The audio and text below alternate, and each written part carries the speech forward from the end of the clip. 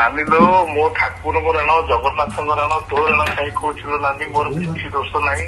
ଇଏ ନାଟକଟା ଯେତେବେଳେ ଆମର ପ୍ରଥମେ ହେଲା ଇଏ 1.5 ମାସ ମାନେ 2-3ଟା ଖଣ୍ଡେ କ୍ୟାମ୍ପ ଯାଇଛି। ସେ ଯୋଉ ମୋ କ୍ୟାରେକ୍ଟର ପ୍ରଥମେ ବାହାର କରିଥିଲେ ଗୀତରେ ବାହାର କରିକିରି ମତେ ନେଇକି ବୁଲେଇକି ନେଇକି ପଳେଇ ଆସିଥିଲେ। ସେଠୁ କିଛି ଲୋକ କହିଲେ କାହ୍ନା ଏଇ ଯୋଉ ପ୍ରଥମ ସିନ୍ଟା ବାହାରୁଛ କାହିଁ କିଛି ଡାଇଲଗ ଫାଇଲଗ କହୁନ ପଳେଇ ଆସୁଛ ଟିକେ ଭଲ ଲାଗୁନି। ହଁ ତାକୁ ଆଖି ତୋର ଲୁହ ମୋର ଆମର ଯୋଉ ଶିବାନୀ ଦେଖିନଥିଲା ସେ ନାଟକରେ ଯେମିତି ବାହାରିକି ଡାଇଲଗ ଫାଇଲଗ ସବୁ କହୁଥିଲୁ ସବୁଆଡେ ଦୁର୍ଯ୍ୟୋଧନ ଶକୁନି ଦାଲ ସବୁ ମାନିଆ ଥିଲା। ନାଇଁ ମୁଁ ସବୁ କଥା କାହ୍ନା ସବୁ କଥା ନାନୀଲୋ ମୋ ମା ଭଳିଆ ତୁ ମୋ କଥା ଟିକେ ବୁଝିଲ ନାନୀ। ମୋ ଧର୍ମ ଦଇ ମୋ 2ଟା ପୁଅ ତାଙ୍କ ରାଣ ଖାଇକିରି କହୁছিল ନାନୀ। ମୋ ମନକୁ ମୁଁ କିଛି କହିନି। ମୋ କଳା ରାଣ ଖାଇ କହୁছিল ନାନୀ।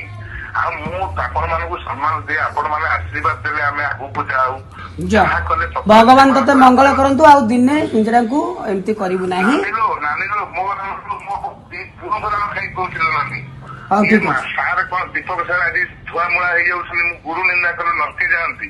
ମୁଁ ଆଜି ଏତିକି କହିବି ଜାଣି ମୁଁ ତାପରେ ସାର୍ଙ୍କୁ କହିଲି ମୁଁ କହିଲି ସାର୍ ସେ ପ୍ରଥମ ଶ୍ରେଣୀ କଣ ଡାଇଲଗ ଫାଇଲଗ ଦେଇକିରି ମତେ କହିଲେ ମତେ ଗୋଟେ କଥା କହ କାହ୍ନା ଏ କିନ୍ନର ମାନଙ୍କର ଯାତ୍ରା ତାଙ୍କ ଜୀବନ ଯାତ୍ରା ତମେ ସବୁ ଜାଣିଛ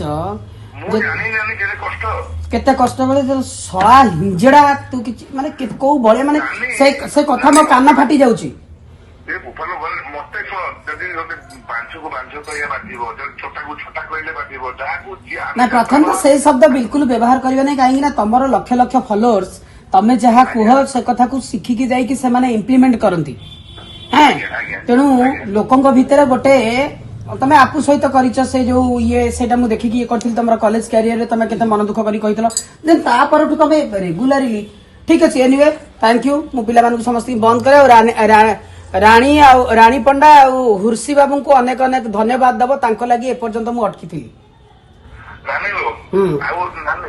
ମତେ ସବୁ ସାର୍ ଦେଖିକି ହ୍ୱାଟ୍ସଆପରେ ପଠେଇଥିଲେ ମେସେଜ ଯୋଉ ସ୍କ୍ରିନ୍ ଟା ଗୋଟେ ପେଜରେ ଅପଣାଇଲ ମୋ ପାଖରେ ନାନୀ 90 ମୁଁ ଟିକେ ମୋବାଇଲ ବାବଦରେ ଏତେ ଫରୱାର୍ଡ ନୁହେଁ ଯୋଉ ସୋସିଆଲ ମିଡିଆ କି ଯୋଉ ମୋବାଇଲ ସେଟିଂ ବାବଦରେ ମତେ ପଠେଇଦେଲେ।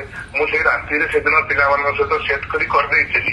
କିନ୍ତୁ ମୋର ଆଣି ଜଗନ୍ନାଥ ମୁଣ୍ଡ ଉପରେ ହାତ ରଖିଦେଲେ ଡିପୋଜିଟ ଲେଖିକି କରିଥିଲେ ଦେଇଥିଲେ ମତେ ବୋଲି ମୁଁ କହିଥିଲି। ମୋ ମନକୁ ମୋ ମା ରାଣ ମତେ କହିଲି ଆଉ କେବେ କିନ୍ତୁ ଏଇ ଶବ୍ଦ ବ୍ୟବହାର କରିବୁନି ବାପା ତୁ କେବେ କହିବି ଯା। ଧନ୍ୟବାଦ। ଭଗବାନ ମଙ୍ଗଳ କରନ୍ତୁ। ତୋର କୋଟି ପରମାୟ ହଉ ଯା।